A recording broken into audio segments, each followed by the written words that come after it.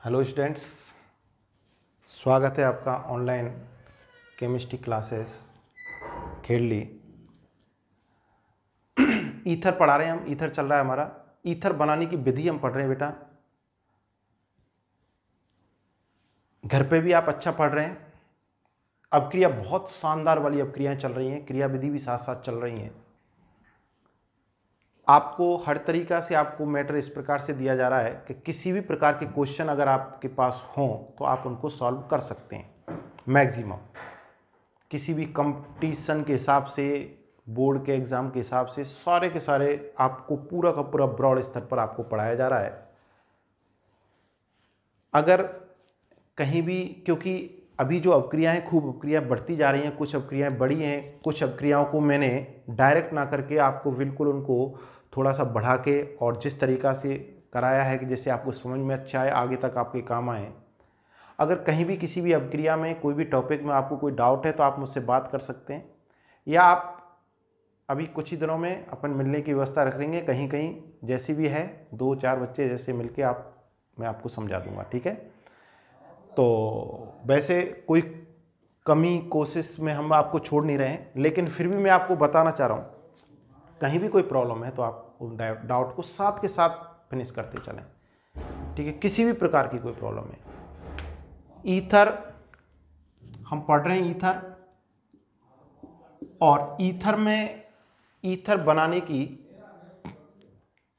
विधि और उसमें विलियमसन संश्लेषण अभिक्रिया हम पढ़ रहे थे, आपको पता है।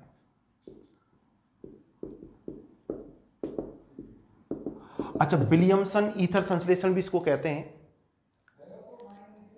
इसमें मैंने आपको एक बात बताई। अच्छा, उससे पहले मैंने आपको बताया था नाभिक स्नेही प्रतिस्थापन अपक्रियाओं के बारे में। अच्छा, नाभिक स्नेही प्रतिस्थापन अपक्रिया की क्रियाविधि दो प्रकार से संपन्न होती है, एक तो SN1 और एक SN1 और SN2। और ये क्रियाविधि भी मैं आपको बता चुका हूं।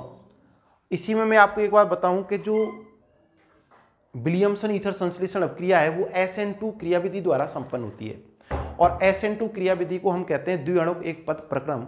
और इस अभिक्रिया में मध्यवर्ती संक्रमण अवस्था का निर्माण होता है।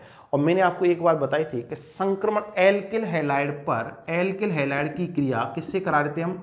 सोडियम एल्कोक्साइड से करा रहे हैं, और इससे क्या बन रहा है? अपना ईथर बन रहा था।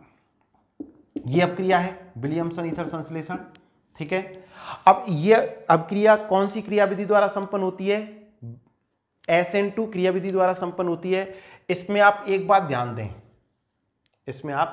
ध्यान दें कि मैंने आपको इसमें बताया था कि एल्किल हैलाइड पर, इसमें किस पर? एल्किल हैलाइड पर, और आक्रमण होता है किसका? नाभिक स्नेही का। किसका आक्रमण होता है? नाभिक स्नेही का।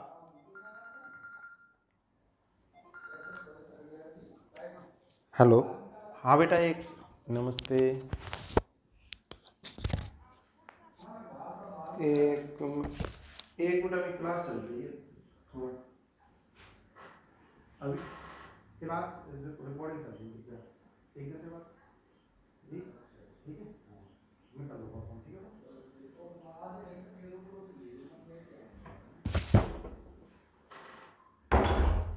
तो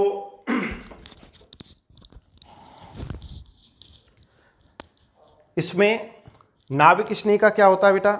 आक्रमण। और नाभिक स्नेही का आक्रमण होता है और मध्यवर्ती क्या बनती है? संक्रमण अवस्था बनती है। तो मैं आपको बताया था, कल भी मैंने बताया था कि नाभिक स्नेही जब आक्रमण करता है तो मध्यवर्ती कौन बनती है? संक्रमण अवस्था। तो एल्किल हैलाइड, कैसा एल्किल हैलाइड होना चाहिए? प्राथमिक एल्किल हैलाइड होना चाहिए, जिसमें एल्किल या कार्बन की संख्या ज्यादा नहीं हो, साखित नहीं हो। क्यों? क्योंकि अगर इसमें हम द्वितीयक या तृतीयक एल्किल हैलाइड लेंगे तो त्रिविम बाधा प्रभाव के कारण जो नाभिक स्नेही है वो यहां तक, इस कार्बन तक आ नहीं पाएगा और संक्रमण अवस्था बन नहीं पाएगी। तो मैंने आपको एक बात क्या कहा था कि SN, और उससे पहले मैंने अब SN1 और SN2 के बारे में जब बताया था ना, तो SN1 क्रियाविधि कौन से एल्किल हैलाइड प्रदर्शित करते हैं? तृतीयक एल्किल हैलाइड। क्योंकि SN1 में मध्यवर्ती कार्बोनियम आयन बनता है, और कार्बोनियम आयन या कार्बोकैटायन कौन सा अधिक स्थायी होता है? 3 डिग्री कार्बोकैटायन या कार्बोनियमाइन अधिक स्थायी होता है।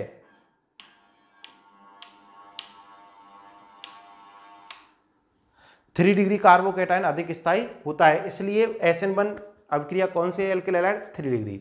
और संक्रमण अवस्था किसकी अधिक स्थायी बनती है? प्राथमिक एल्किल हैलाइड की। क्यों? क्योंकि द्वितीयक और तृतीयक में क्या है कि इसका त्रिविम बाधा प्रभाव के कारण जो नाभिक इसने यहाँ आ नहीं पाता तो अभिक्रिया होती नहीं है। तो इसलिए मैंने कहा था कि विलियमसन संश्लेषण में यदि आपको ईथर बनाना है और शाखित ईथर बनाना है, शाखित ईथर का मतलब यदि उसमें आपको द्वितीयक या तृतीयक एल्किल समूह उपस्थित होने चाहिए, तो इसके लिए कि कौन सा तो हम एल्कोहल लेंगे और कौन सा एल्किल हैलाइड लेंगे। तो हमेशा ये बात याद रखो, विलियमसन संश्लेषण में हमेशा एल्किल हैलाइड आपको प्राथमिक ही लेना है। और आप एल्कोहल या एल्कोक्साइड जो है, सोडियम एल्कोक्साइड, आपको शाखित ले सकते हैं, द्वितीयक एल्किल समूह युक्त ले सकते हैं, तृतीयक एल्किल समूह युक्त ले सकते हैं, ये मैंने आपको बताया। लेकिन एल्किल हैलाइड कौन सा लेना है? आपको प्राथमिक ही लेना है। और इसके समझाने के लिए मैंने आपको एक क्वेश्चन भी बताया था कि आपको एक ईथर बनाना है, तृतीयक ब्यूटिल एथिल ईथर अगर बनाना है तो उसमें कौन सा तो हम एल्किल हैलाइड लेंगे और कौन सा हम सोडियम एल्कोक्साइड लेंगे। तो उसमें एथिल तो हैलाइड लेंगे और तृतीयक सोडियम तृतीयक ब्यूटॉक्साइड लेंगे, मतलब एल्कोहल कौन सा लेंगे? तृतीयक लेंगे। यदि हमने इसमें उल्टा किया, कल तक की क्लास में हो चुका है, अगर हमने उल्टा किया कि एल्किल हैलाइड तो तृतीयक ले लें और एल्कोहल हम कौन सा ले लें? प्राथमिक ले लें, या एल्कोक्साइड कौन सा ले लें? प्राथमिक एल्किल समूह युक्त ले लें, तो वहां पर अभिक्रिया प्रतिस्थापन नहीं होगी, विलोपन होगी। विलोपन अभिक्रिया में क्यों? क्योंकि प्राथमिक सोडियम एल्कोक्साइड जो है वो प्रबल क्षार भी होता है, और प्रबल क्षार क्या करेगा? विलोपन अभिक्रिया करेगा हैलोजन का। भी अभिक्रिया भी हम आपको पढ़ेंगे, जहां अल्फा हाइड्रोजन से हैलोजन और बीटा हाइड्रोजन से हाइड्रोजन का विलोपन कर देगा, बी हाइड्रो हैलोजनीकरण द्वारा एल्कीन का निर्माण होगा। ये इतनी अभिक्रिया मैं आपको करवा चुका हूं, ठीक है ना। इसी में अगर हम एरोमेटिक ईथर बनाना चाहें, एल्कोहल फिनॉल से ईथर बनाना चाहें, तो इस विधि द्वारा हम फिनॉल से भी ईथर बना सकते हैं। और उसके लिए देखिए, फिनॉल पता है आपको, फिनॉल है, फिनॉल की क्रिया सबसे पहले NaOH से कराएंगे, और फिनॉल की क्रिया जब NaOH से होगी तो क्या बनेगा? बोलो, सोडियम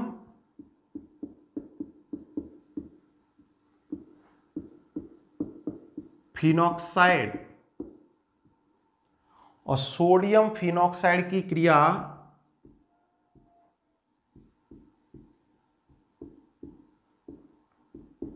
अब देखो वही था, सोडियम एल्कोक्साइड की क्रिया एल्किल हैलाइड से करा रहे हैं। यहां पर आप कोई भी समूह ले सकते हो, जैसे CH3 Cl Cl Na NaCl, और ये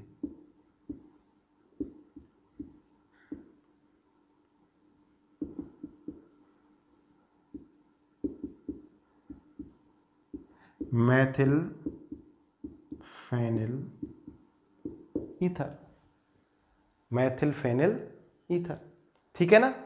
तो आप एरो लगा के लिख लो, इस अभिक्रिया द्वारा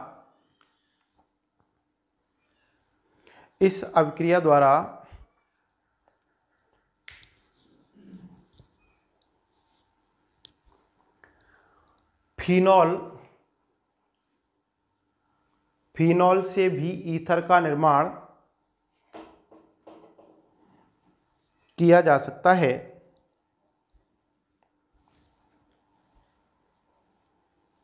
फिनॉल से भी ईथर का निर्माण किया जा सकता है। इसके लिए सोडियम फिनॉक्साइड की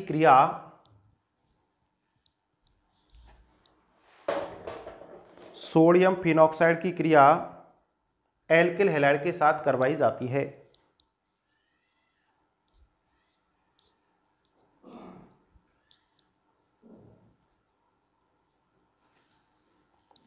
एल्किल हैलाइड के साथ करवाई जाती है, और ये अपक्रिया उतार लें आप।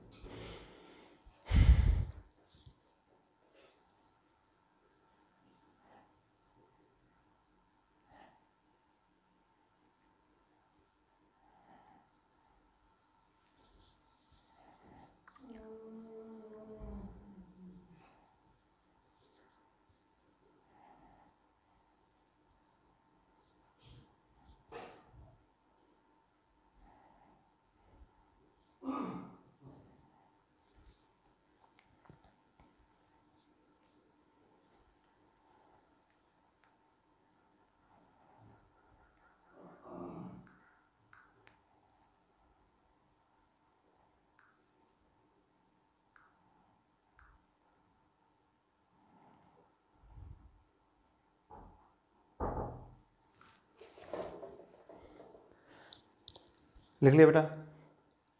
इसके बाद एक हेडिंग और डालो,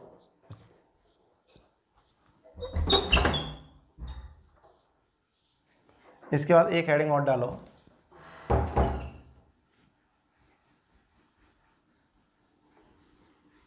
अच्छा विलियमसन ईथर संश्लेषण या विलियमसन संश्लेषण जो अपक्रिया बहुत अच्छी है, इंपॉर्टेंट है, इस पर कई क्वेश्चन भी बनते हैं और वो क्वेश्चन मैंने आपको कुछ दिए भी हैं। नेक्स्ट लिखो, शुष्क सिल्वर ऑक्साइड से, शुष्क सिल्वर ऑक्साइड से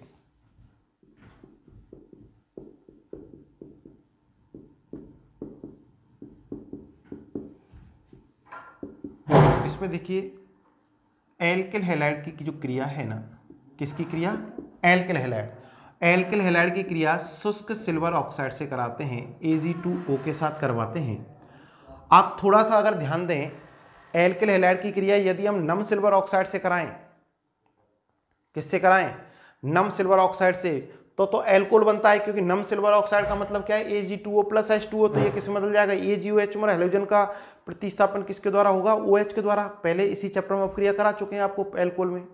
और अगर हम शुष्क सिल्वर ऑक्साइड लेंगे ना, शुष्क सिल्वर ऑक्साइड के साथ इसकी क्रिया कराएंगे एल्किल हैलाइड की, तो ये क्या होगा, जो सिल्वर है दोनों हेलोजन समूह को लेकर 2AgX, और ये बन जाएगा क्या, ROR, ईथर।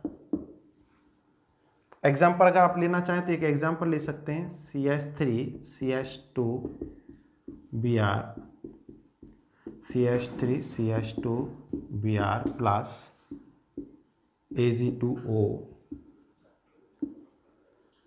2 Ag, एक यहाँ Brs को, एक यहाँ Brs को, इसको कहते हैं हम एथिल ब्रोमाइड। देखो क्या बनेगा, CH3CH2O CH2CH3 डाईएथिल ईथर। ठीक है, इस अवक्रिया को पुरडी अवक्रिया कहते हैं, पुरडी, पुरडी। लिखो, देखिए जब एल्किल हैलाइड की क्रिया, जब एल्किल हैलाइड की क्रिया शुष्क सिल्वर ऑक्साइड के साथ करवाई जाती है, शुष्क सिल्वर ऑक्साइड के साथ करवाई जाती है, तो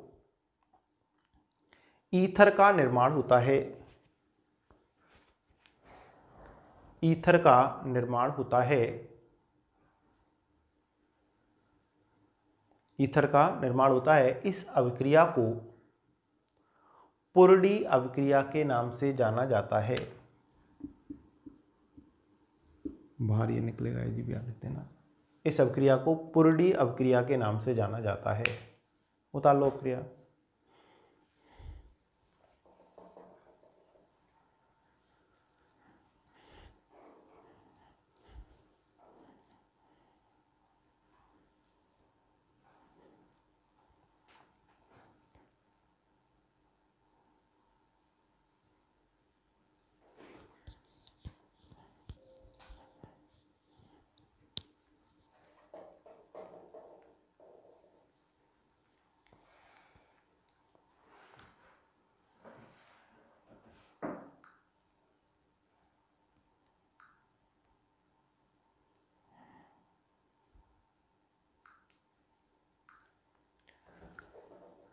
ठीक है, ये आपकी बनाने की विधि हो गई, ईथर बनाने की विधि। इसके बाद प्रोसीजर फिक्स है, आपको पता है हम किस प्रकार से पढ़ते हैं। टॉपिक है, टॉपिक के बारे में, उसकी IPSC पद्धति, सामान्य नाम, बनाने की विधि, भौतिक गुण और फिर रासायनिक गुण। हेडिंग डालो भौतिक गुण,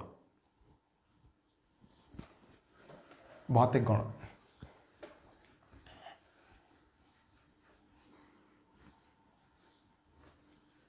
भौतिक गुण।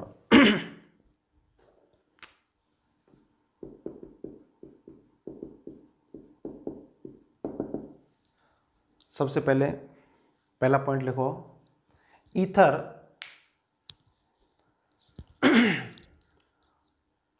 ध्रुवीय प्रकृति का होता है।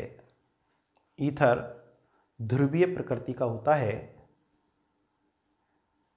लेकिन इसमें अल्प ध्रुवणता पाई जाती है, अल्प ध्रुवणता पाई जाती है। नेक्स्ट पॉइंट लिखो,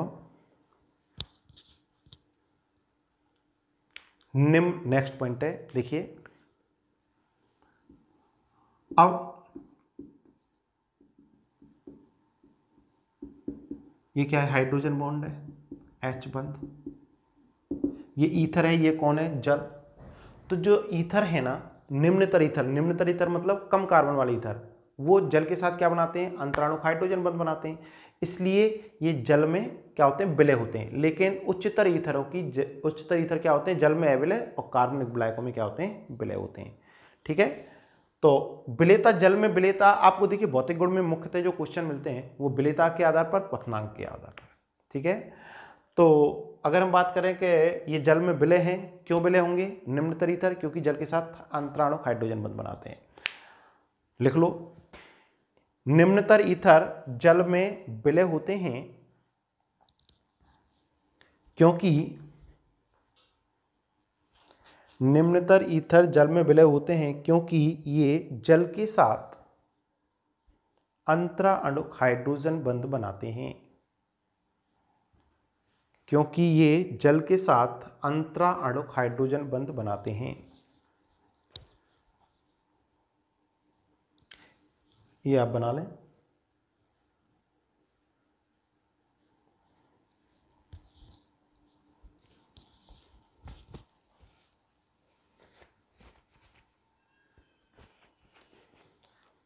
नेक्स्ट पॉइंट इसी में नीचे लिखें, उच्चतर ईथर जल में अविलय तथा कार्बनिक विलायकों में विलय होते हैं।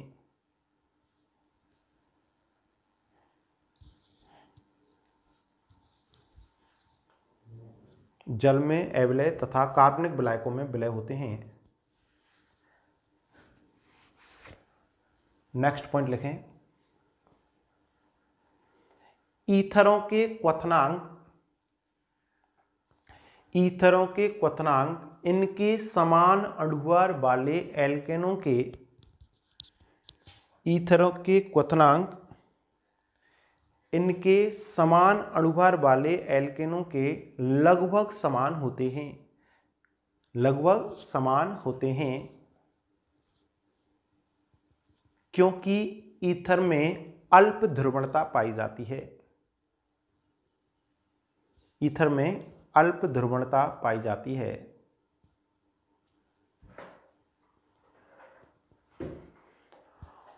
नेक्स्ट पॉइंट लिखें नीचे,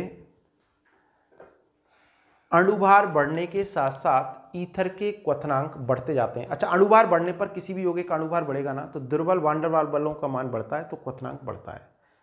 अणुभार बढ़ने के साथ साथ ईथर के क्वथनांक में वृद्धि होती है, अणुभार बढ़ने के साथ साथ ईथर के क्वथनांक में वृद्धि होती है।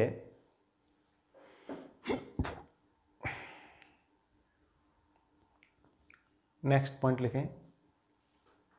अच्छा, ये मैं आपको पहले भी लिखा चुका हूं कि एल्कोहलों के जो क्वथनांक है ना, अपने समान अणुभार वाले, अपने समान अणुभार वाले ईथरों से, एल्डिहाइड से, कीटोन से उच्च होते हैं। कारण क्या है, कारण वहां मैंने आपको बताया था, एल्कोहलों में अंतराणुक हाइड्रोजन बंध होता है जिससे संगुणन हो जाता है, उसको तोड़ने के लिए ऊर्जा चाहिए, जबकि ईथर में अंतराणुक संगुणन नहीं पाया जाता है, ईथर के अणुओं के मध्य हाइड्रोजन बंध नहीं पाया जाता है, ईथर के अणुओं के मध्य, ध्यान रखना।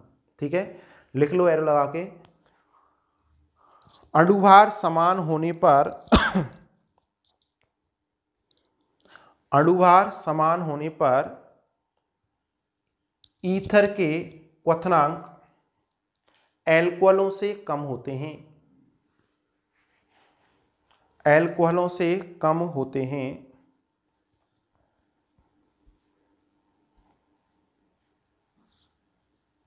एल्कोहलों से कम होते हैं क्योंकि एल्कोहलों में, क्योंकि एल्कोहलों में अंतराणुक हाइड्रोजन बंध के कारण संगुणन पाया जाता है, अंतरा अणुक हाइड्रोजन बंध के कारण संगुणन पाया जाता है, जिसे तोड़ने के लिए अतिरिक्त ऊर्जा की आवश्यकता होती है, जबकि ईथर में ऐसा नहीं होता है। जबकि ईथर में ऐसा नहीं होता है। यहां पर आप एक क्वेश्चन लिख लें। क्वेश्चन लिखो, निम्न को क्वथनांक के बढ़ते क्रम में व्यवस्थित कीजिए।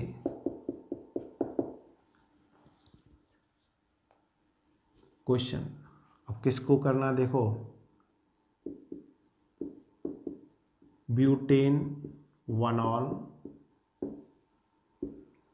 एन पेंटेन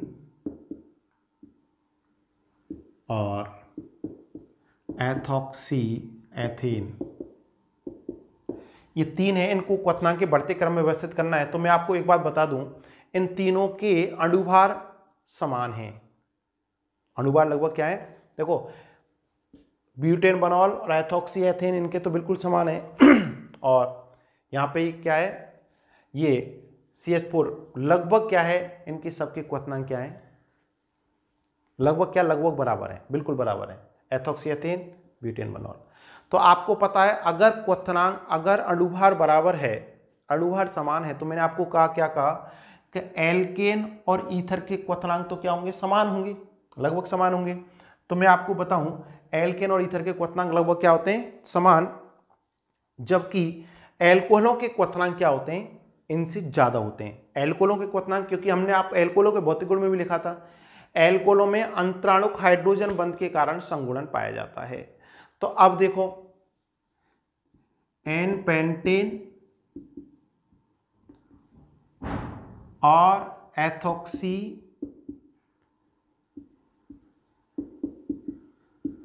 एथेन, इनके तो क्या होंगे, बराबर होंगे, यूं लगा सकते हैं इसको, ठीक है ना, इनके तो क्या होंगे, बराबर, और इन दोनों से ज्यादा किसका होगा, ब्यूटेन बनॉल। वैसे ये क्वेश्चन कहाँ पे भी लिख सकते हैं हम, भौतिक गुण, वहां पे भी ये क्वेश्चन आपको सॉल्व हो जाएगा। एल्कोहलों के भौतिक गुण लिखे थे, उसमें मैंने लिखा था कि एल्कोहलों के क्वथनांक alkane, alkene, alkyne, aldehyde, ketone, ether से उच्च होते हैं। कारण क्या है, लेकिन जब भी आप तुलना करें ना, तो आपको अणुभार समान रखना है, क्योंकि अणुभार अगर समान नहीं होगा तो फिर क्वथनांक अलग, क्योंकि अणुभार बढ़ने पर क्वथनांक बढ़ते हैं। तो ये आप आंसर लिख लें।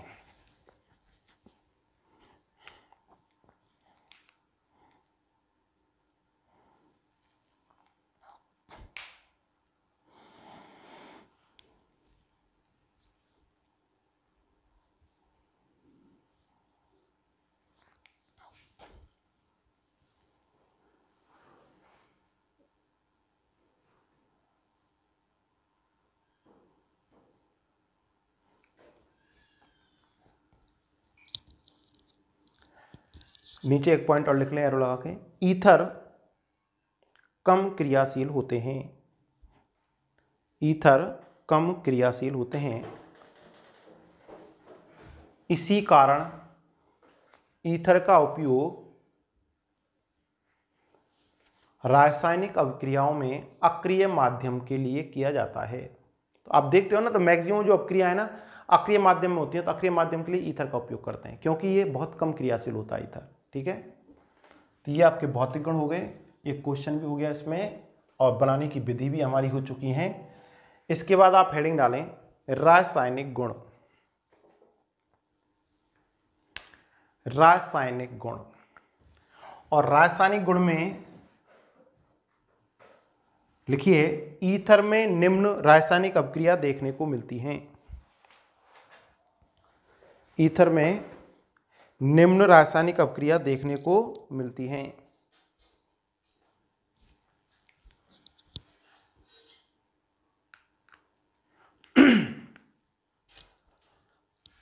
देखिए इसमें पहली अभिक्रिया लिखो नंबर 1 हेडिंग डालो, वे अभिक्रियाएं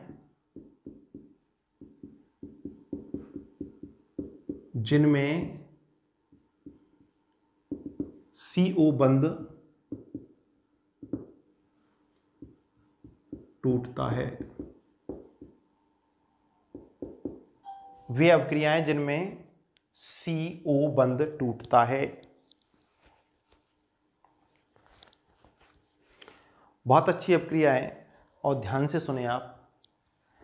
इसमें सबसे पहले ए प्रकार की अभिक्रिया और नंबर 1 हेडिंग इसमें डालनी है आपको, हाइड्रोजन हैलाइड HX से क्रिया।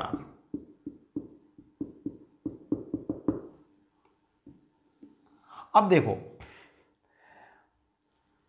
अभिक्रियाएं नई आती रहेंगी, अभिक्रियाएं तो आती रहेंगी और भी अलग प्रकार की अभिक्रियाएं आएंगी, लेकिन क्रिया विधि आपके दिमाग में सेट होनी चाहिए कि ये अभिक्रिया में हो क्या रहा है, अभिक्रिया में हो क्या रहा है। ध्यान से सुने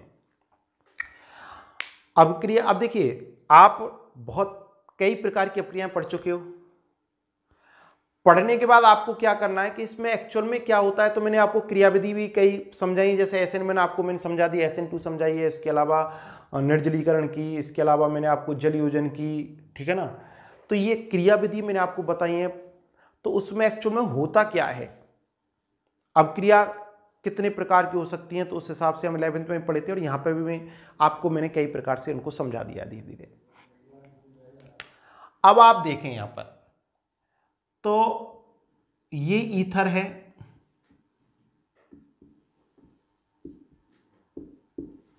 और ईथर की क्रिया हैलोजन अम्ल कहते हैं HX को, हैलोजन अम्ल या हाइड्रोजन हैलाइड का हम HX से करवाएं। तो ध्यान से सुने, अब क्रिया कैसे होती है, आप इधर से वापस चलना है आपको।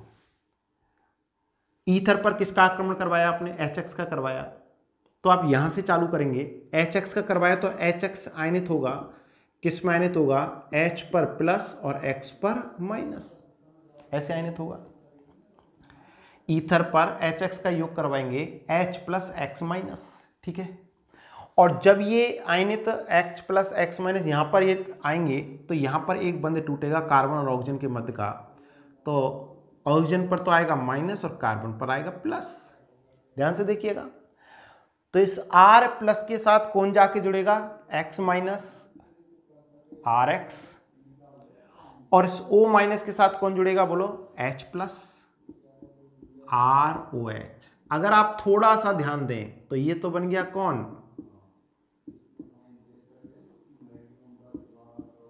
एल्किल हैलाइड, और ये हमारा एल्कोहल, एल्किल हैलाइड, और ये कौन है, एल्कोहल।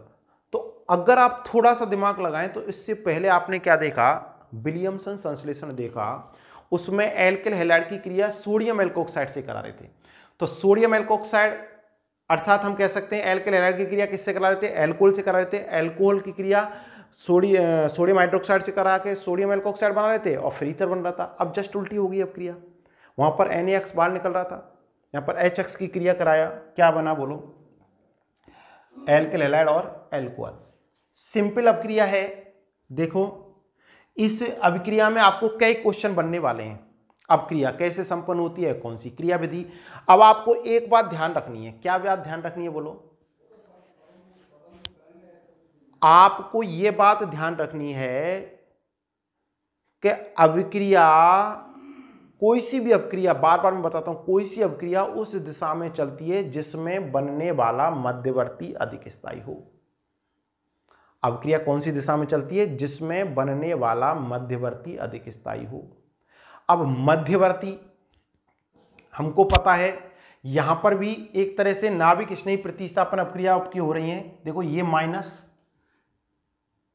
जाएगा, RO माइनस जाएगा और उसके स्थान पर कौन आएगा, X माइनस आएगा। नाभिक स्नेही प्रतिस्थापन अभिक्रिया की दो प्रकार की क्रिया विधि है, एक तो SN1 और एक SN2। SN1 में मध्यवर्ती कौन बनता है, कार्बोनियम आयन। तो SN1 कौन से एल्किल हैलाइड प्रदर्शित करते हैं, बोलो 3 डिग्री एल्किल हैलाइड। SN2 कौन प्रदर्शित करते हैं, बोलो 1 डिग्री एल्किल हैलाइड। ठीक है, यहां पर ईथर की क्रिया हमने कराई HX के साथ, हैलोजन अम्ल के साथ करवाई, एल्किल हैलाइड और एल्कोहल बना। अब आप एक एग्जांपल जैसे मैं लूं कि CH3 CH2, बहुत सारे क्वेश्चन यहां पे बनेंगे, प्रत्येक को मैं आपको समझाता चलूंगा। देखिए, डाई एथिल ईथर और इसकी क्रिया HI के साथ करवाई, HI के साथ करवाएंगे तो प्लस माइनस प्लस माइनस क्या बनेगा देखना, CH3 CH2OH plus CH3 CH2I, ethyl alcohol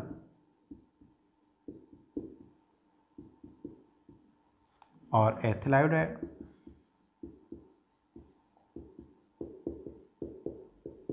ठीक है,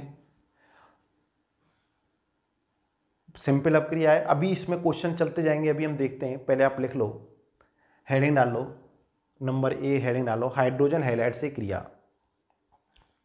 लिखिए, जब ईथर की क्रिया हाइड्रोजन हैलाइड, ब्रैकेट में लिखना HX, हाइड्रोजन हैलाइड ब्रैकेट में क्या लगोगे HX के साथ, HX के साथ करवाई जाती है तो HX के साथ करवाई जाती है तो एल्कोहल तथा एल्किल हैलाइड का निर्माण होता है, एल्कोहल तथा एल्किल हैलाइड का निर्माण होता है। ये अपक्रिया आप बता लें दोनों।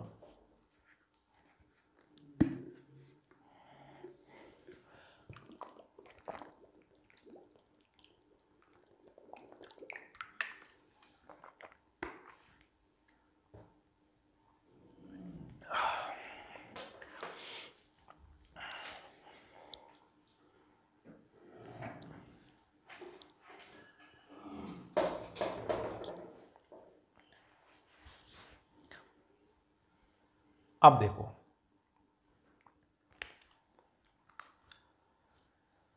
यहां तक कोई दिक्कत नहीं है। अब मैं आपसे पहले एक पॉइंट पूछता हूं, फिर धीरे धीरे करके अगले पॉइंट पहुंचूंगा।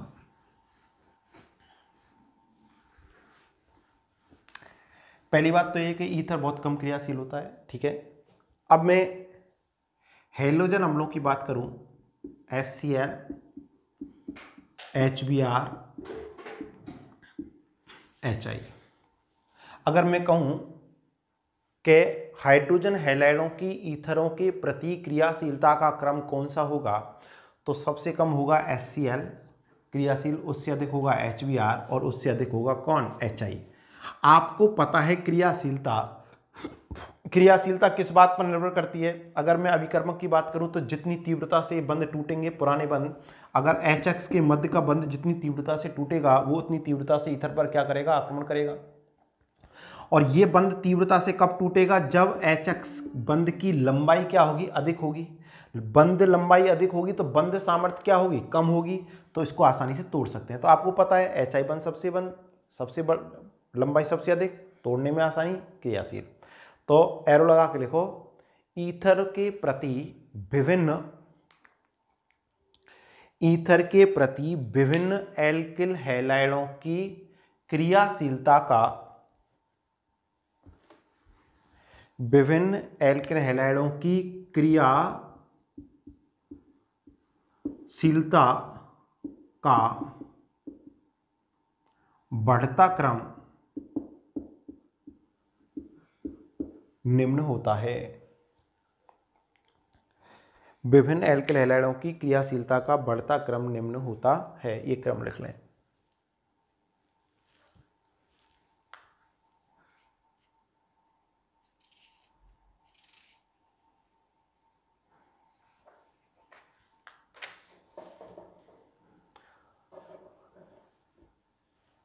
अब देखो,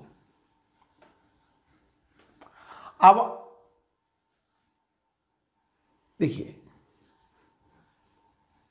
अब बात आती है कि अभी जो मैंने आपको अपक्रिया कराई तो उसमें क्या था, सम्मित ईथर था, दोनों तरफ क्या थे, देखिए कि यहाँ पर हमने ये क्रिया कराई थी CH3 CH2O CH2 CH3, तो HI आराम से टूट रही थी, एक एथिल के साथ आयोडीन जा रहा था, एक के साथ O के साथ H जा रहा था, एल्कोहल बन रहा है, ठीक है, यहाँ तो कोई दिक्कत ही नहीं है। यदि क्या ईथर असममित हो, कैसा हो, असममित। अब असममित का मतलब समझते हो आप, असममित का मतलब कि दोनों संयोजकता में लिखवा चुका हूं कि ऑक्सीजन क्रियात्मक समूह जो है उसकी दोनों संयोजकताएं अलग अलग एल्किल समूह से जुड़ी हो, तो इधर एक कार्बन की श्रृंखला, इधर दो कार्बन की श्रृंखला, ठीक है ना। अब मैं आपसे एक और बात पूछूं कि ये एल्किल समूह कौन सा है, प्राथमिक द्वितीयक या तृतीयक, बोलो प्राथमिक। और ये एल्किल समूह कौन सा है, बोलो ये भी प्राथमिक है, ठीक है ना। अब देखो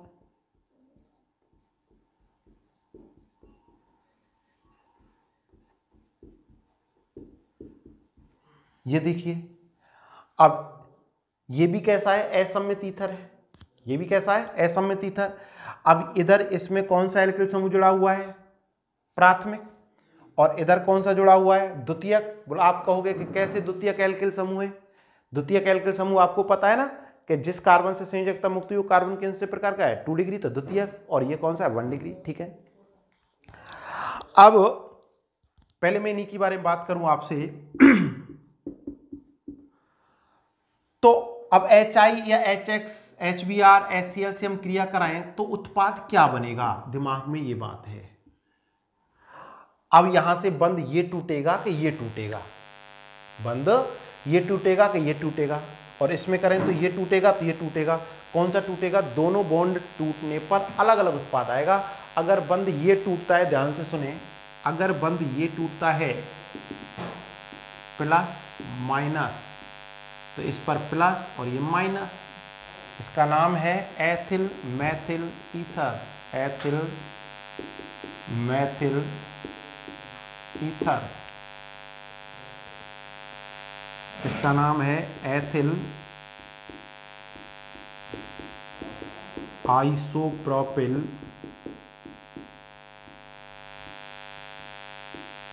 ईथर।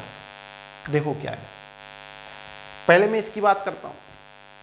अब देखिए अगर ये बंद टूटता है तो उत्पाद क्या बनेगा, देखो H प्लस O के पास जाएगा CH3 CH2OH एथेनॉल, और CH3I मेथिल आयोडाइड,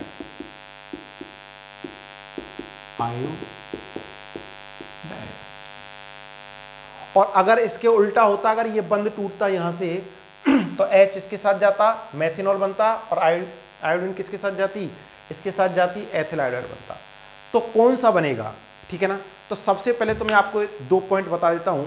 अगर ईथर असममित है, और वो पॉइंट बताऊंगा उसके बाद कारण भी आपको बताऊंगा मैं, ठीक है। अगर ईथर असममित है, ईथर कैसा है, असममित, और उस ईथर में यदि प्राथमिक या द्वितीयक एल्किल समूह उपस्थित हो, ध्यान से सुने, ईथर असममित हो, सममित ईथर में तो कोई दिक्कत ही नहीं है। सममित ईथर में तो मतलब यदि ऑक्सीजन क्रियात्मक समूह की दोनों संयोजकताएं समान समूह से जुड़ी हो तो कोई दिक्कत ही नहीं है। लेकिन यदि ईथर कैसा है, असममित, और उसमें प्राथमिक या द्वितीयक एल्किल समूह जुड़ा हो, एल्किल समूह, तो हैलोजन समूह हमेशा छोटे एल्किल समूह के साथ जाता है। हैलोजन समूह हमेशा किसके साथ जाता है, छोटे एल्किल समूह के साथ जाता है। कारण भी बताऊंगा, टेंशन ना लें आप। तो इस आधार पर देखिए यहां पर क्या उत्पाद बनेगा, एथेनॉल, और ये मेथिल आयोडाइड, और इसमें भी अगर बात करें तो बंद ये टूटेगा, बंद प्लस माइनस, ये प्लस और ये माइनस, उत्पाद क्या बनेगा देखना, CH3 CHOH CH3 plus CH3 CH2 Br, ethyl bromide, और ये आइसोप्रोपिल एल्कोहल, आइसोप्रोपिल एल्कोहल। तो पहला पॉइंट आप सुने, पहला पॉइंट क्या है इसमें कि अगर ईथर असम्मित है और ईथर में प्राथमिक या द्वितीयक एल्किल समूह उपस्थित हो, आप देखेंगे इसमें प्राथमिक है दोनों एल्किल समूह, इसमें एक प्राथमिक है, एक कौन सा है, द्वितीयक है, ठीक है ना। तो उसमें से हमको हैलोजन समूह किसके साथ जाएगा, छोटे के साथ जाएगा। किसके साथ जाएगा, छोटे के साथ। लिख लो आप एरो लगा के, फिर कारण बताएंगे हम। देखो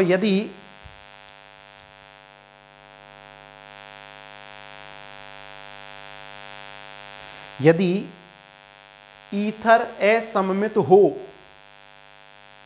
यदि ईथर असममित हो तथा उसमें प्राथमिक या द्वितीयक, तथा उसमें प्राथमिक या द्वितीयक एल्किल समूह उपस्थित हो, तो हैलोजन समूह हमेशा, हैलोजन समूह हमेशा छोटे एल्किल समूह के साथ जाता है। हैलोजन समूह हमेशा किसके साथ जाता है, छोटे एल्किल समूह के साथ जाता है। अब इसी में लिख लो आप, क्योंकि इस स्थिति में यह अभिक्रिया SN2 क्रियाविधि, ध्यान से सुन लें, ध्यान से सुने बेटा, बिल्कुल दिमाग कंसंट्रेट होकर सुनिए आप, बहुत शानदार वाले पॉइंट आपके चल रहे हैं। बहुत अभिक्रियाएं, बस अभिक्रियाएं चाहे ईथर में कम हैं, लेकिन इसमें कंसेप्ट बहुत अच्छे अच्छे, क्वेश्चन भी बहुत अच्छे अच्छे बनते हैं। अगर ईथर में प्राथमिक या द्वितीयक एल्किल समूह है और ईथर असम्मित है, दोनों कंडीशन, तो हैलोजन समूह हमेशा किसके साथ जाता है, छोटे एल्किल समूह के साथ जाता है, क्योंकि इस स्थिति में यह अभिक्रिया SN2 क्रियाविधि द्वारा संपन्न होती है। कौन सी क्रियाविधि द्वारा संपन्न होती है, SN2 क्रियाविधि द्वारा संपन्न होती है, ठीक है। अब मैं आपको समझाऊंगा कि SN2 क्रियाविधि द्वारा संपन्न होती है तो हैलोजन छोटे के साथ कैसे जाता है। उससे पहले आप 1 मिनट में आप ये दोनों अभिक्रियाएं उतार लें और फिर आगे बढ़ते हैं। अभी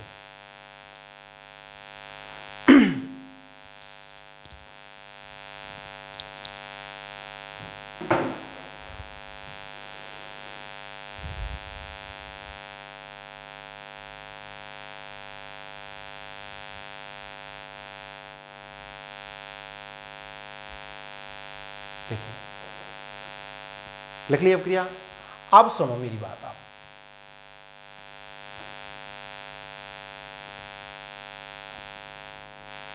अगर एल्किल समूह कैसे हैं, अगर ईथर असम्मित है और एल्किल समूह उसमें जो उपस्थित है वो प्राथमिक या द्वितीयक होंगे, तो हैलोजन समूह हमेशा किसके साथ जाएगा, छोटे के साथ जाएगा। कारण मैंने आपको क्या बताया, SN2 क्रियाविधि। तो आपके दिमाग में तुरंत आना चाहिए कि SN2 क्रियाविधि में मध्यवर्ती संक्रमण अवस्था बनती है। कौन सी अवस्था बनती है, संक्रमण अवस्था। और संक्रमण अवस्था बनने की जो प्रक्रिया है वो कब होती है, जब एल्किल समूह का आकार और शाखाएं बढ़ती हैं, तो संक्रमण अवस्था का बनना कठिन होता है।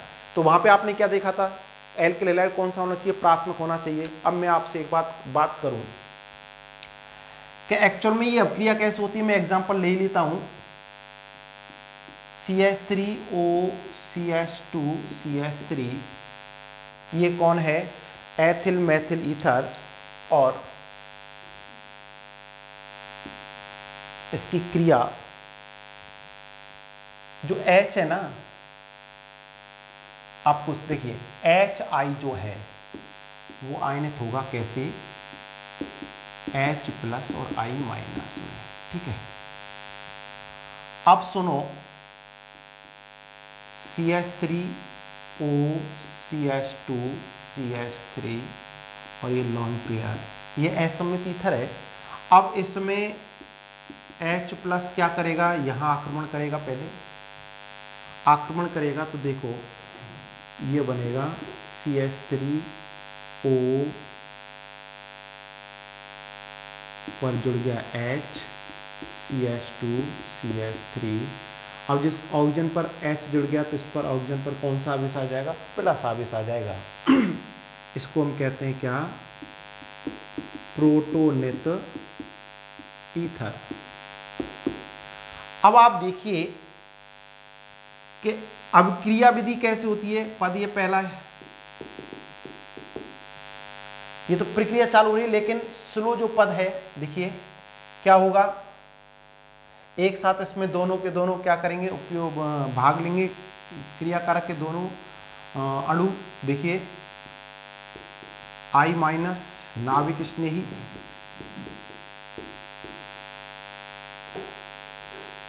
और ये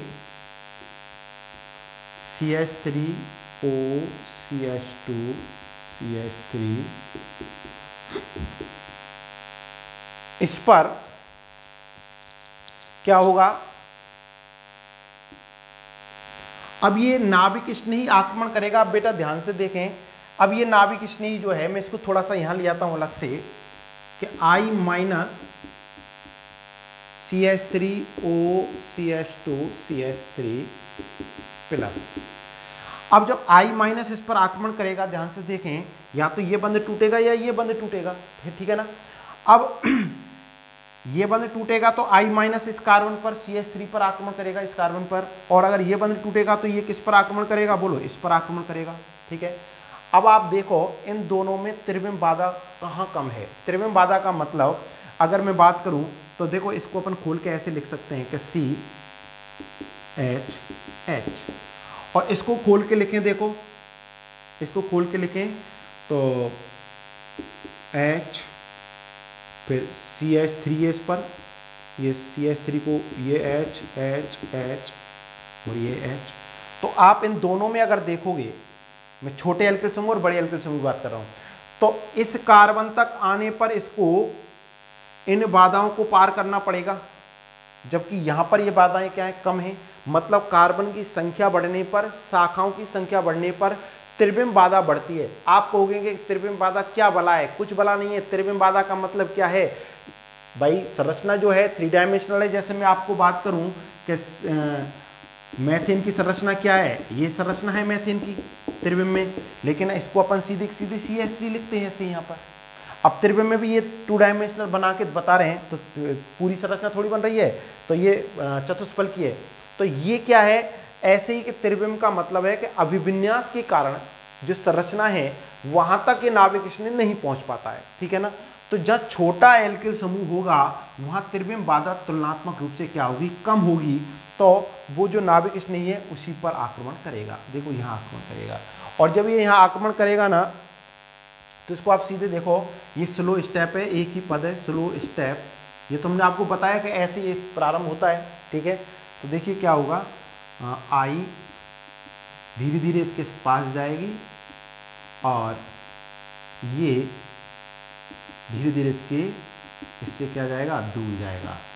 और एक स्थिति कैसी आएगी, जब दोनों के दोनों जाने वाले और आने वाले दोनों क्या होंगे, बराबर। इसको हम क्या कहेंगे, संक्रमण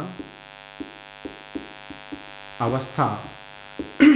और ये उत्पाद क्या बन जाएगा, देखना, I CH3 प्लस, इसको सीधे लिख दो आप, कोई दिक्कत नहीं है, CH3I plus CH3 CH2 OH। कोई दिक्कत हो तो आप बताएं। तो बात समझ में आई। अगर ईथर असम्मित है और उसमें प्राथमिक या द्वितीयक एल्किल समूह उपस्थित होगा तो हेलोजन समूह किसके साथ जाएगा, छोटे एल्किल समूह के साथ जाएगा। क्यों जाएगा, क्योंकि अभिक्रिया SN2 क्रियाविधि द्वारा संपन्न होगी। और SN2 क्रियाविधि दिमाग में आते ही, नाम सुनते ही आपके दिमाग में आएगा कि इसमें संक्रमण अवस्था बनेगी। संक्रमण अवस्था कब बनेगी, जब नाभिक स्नेही उस ईथर पर आक्रमण करेगा। अब नाभिक स्नेही आक्रमण आसानी से किधर से करेगा, जिधर त्रिविम बाधा कम है। और त्रिविम बाधा किधर कम होगी, जहां कार्बन की संख्या कम होगी या जहां शाखाओं की संख्या कम होगी। इसलिए मैंने ये आपको क्रियाविधि आपको करके दिखाई है, ठीक है ना। तो क्या बोला, SN2 क्रियाविधि संपन्न होती है। हेडिंग डालो आप, क्रियाविधि, क्रियाविधि, उसमें लिखिए ethyl Maithil ether, ethyl Maithil ether पर HI की,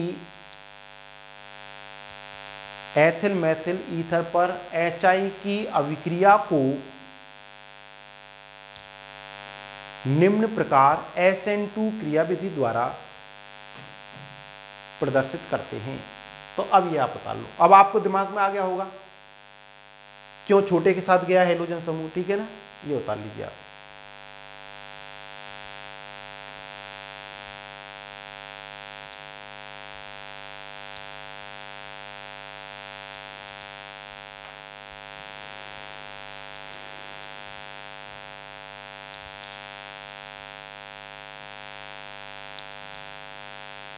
ठीक है, अब सुनो, यही मैं अब आपको बता देता हूं। अब एक नेक्स्ट आप एरो लगा के पॉइंट लिखेंगे। अब क्रिया आपने ये उतारनी होगी।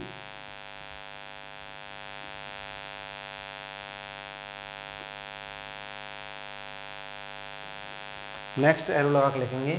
अगर देखो ईथर ये हो, देखिए CH3 CH3O तृतीयक ब्यूटिल मैथिल ईथर, और इसकी क्रिया हम HI के साथ करवाएं। किसके साथ करवाएं? HI के साथ। ये भी असम्मित ईथर है। सम्मित ईथर है तो कोई दिक्कत नहीं है। ईथर यदि असम्मित है, एक एक पॉइंट करके चल रहे हैं, और असम्मित ईथर में यदि एल्किल समूह प्राथमिक या द्वितीयक है तो हैलोजन समूह प्राथमिक के साथ जाता है, क्योंकि प्राथमिक और द्वितीयक एल्किल समूह होने पर ईथर में अभिक्रिया SN2 क्रियाविधि द्वारा संपन्न होती है। और अगर ईथर कैसा है? असम्मित है। अब ध्यान से लोग सोचें, इस पर है प्लस माइनस। अगर ईथर असम्मित है और ईथर में यदि तृतीयक एल्किल समूह उपस्थित हो, कौन सा? तृतीयक, तो हैलोजन समूह हमेशा ध्यान रखना, हमेशा ये बंध टूटेगा माइनस प्लस, तो हैलोजन समूह हमेशा तृतीयक एल्किल समूह के साथ जाएगा। किसके साथ जाएगा? तृतीयक एल्किल समूह के साथ। देखो ये बनेगा CH3 CH3 CH3I plus CH3OH तृतीयक ब्यूटिल आयोडाइड।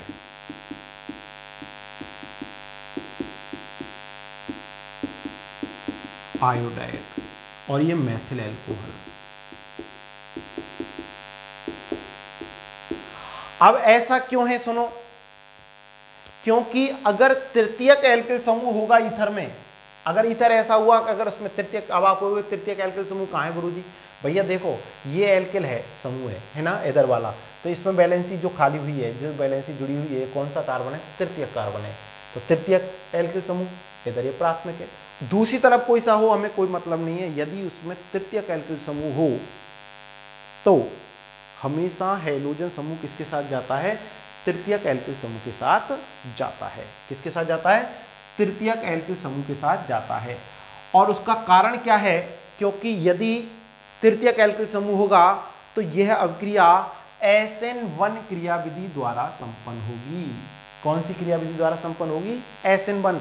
और SN1 क्रियाविधि में आपको पता है मध्यवर्ती कौन बनता है? Carbonium ion. इसको भी बताएंगे, पहले एरो लगा के लिख लो, फिर आगे चलते हैं। लिखो, यदि ईथर असम्मित हो, यदि ईथर असम्मित हो तथा उसमें तृतीयक एल्किल समूह उपस्थित हो, तथा उसमें तृतीयक एल्किल समूह उपस्थित हो, तो हैलोजन समूह हमेशा तृतीयक एल्किल समूह के साथ जाता है। हैलोजन समूह हमेशा तृतीयक एल्किल समूह के साथ जाता है, क्योंकि तब यह अभिक्रिया SN1 क्रियाविधि द्वारा संपन्न होती है। SN1 क्रियाविधि द्वारा संपन्न होती है। तो ये आप पहले अभिक्रिया उतार लें, फिर हम आपको बताते हैं।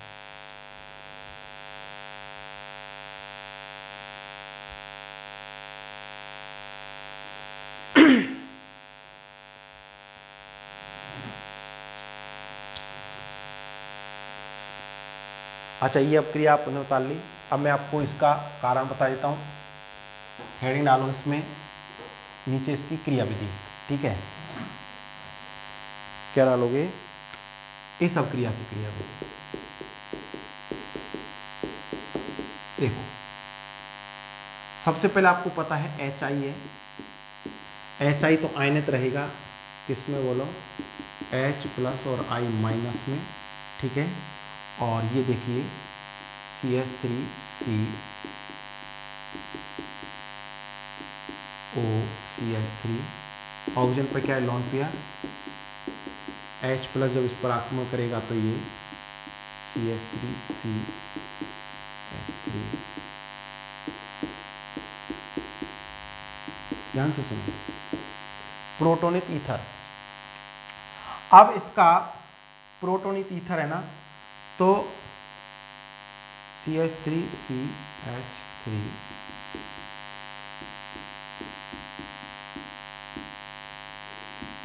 तृतीयक एल्किल समूह होने पर मध्यवर्ती क्या बनेगा? कार्बोनियम आयन बनेगा, स्लो स्टेप। और इसमें देखिए, अब ध्यान से सुने, ये वाला बंध टूटेगा। अगर ये OH इसके साथ जाए तो मध्यवर्ती कौन सा बनेगा? 1 डिग्री कार्बोनियम आयन, जिसका स्थायित्व कम होता है। और अगर ये वाला बंध टूटे, कौन से वाला? ये वाला, तो देखिए क्या बनेगा मध्यवर्ती? देखो CH3 प्लस और ये CH3OH, ये क्या बन गया? Carbonium ion. कौन सा? 3 डिग्री। और इस कार्बोनियम आयन से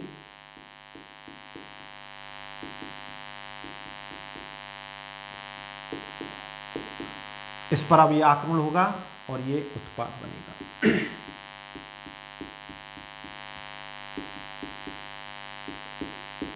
एल्किल हैलाइड। समझ में आया? तो आपको क्या बात समझ में आई है कि अगर ये समझाने के लिए मैंने आपको क्रियाविधि इसकी लिखी है, लेकिन आपको याद क्या रखना है? दोनों क्रियाविधि मैंने आपको यहां लिख दी है। अगर असम्मित ईथर है और असम्मित ईथर में यदि प्राथमिक या द्वितीयक एल्किल समूह है तो हेलोजन समूह किसके साथ जाएगा? छोटे के साथ जाएगा।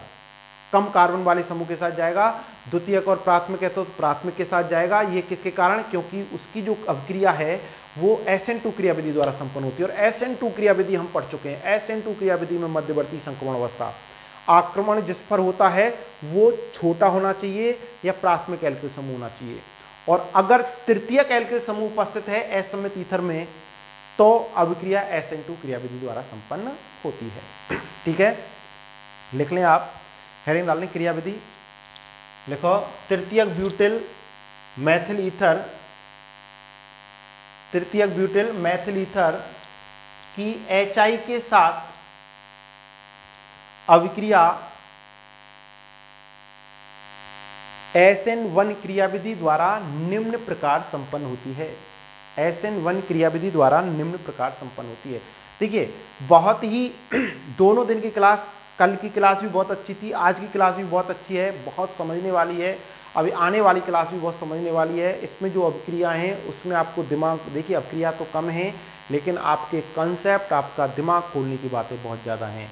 तो आप इसको बहुत ही कंसंट्रेट होकर पढ़ें।